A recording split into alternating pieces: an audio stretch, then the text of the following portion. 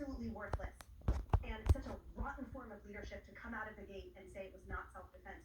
But here's the standard that officers abide by. First of all, if the officer reasonably believes that the suspect poses an imminent threat, not just of actual deadly injury, but of serious imminent injury, then that can be justified in shooting. And the factors, including just last year by the Supreme Court, involve the totality of circumstances.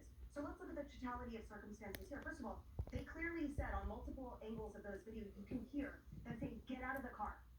When a suspect is requested to get out of the car, that means that it is a temporary investigative detention. That is a Fourth Amendment seizure. That subject was not allowed to leave, not free to leave.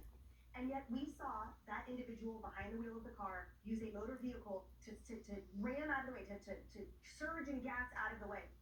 Well, you talked about it being used as a weapon.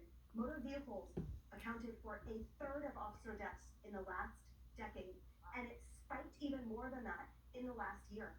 So absolutely right that it poses an extreme risk to their safety.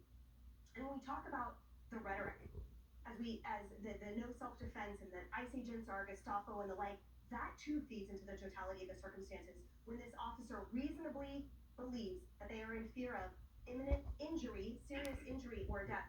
And furthermore, that standard also accounts for potential injury or of risk of injury to bystanders.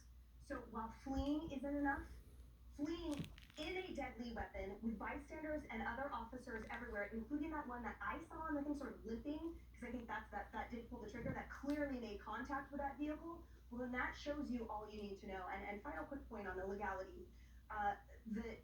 The statement released by ICE earlier talked about that it was training by the officer, that he utilized his training to discharge his weapon and eliminate the threat that was justified and all of these things from what we know thus far.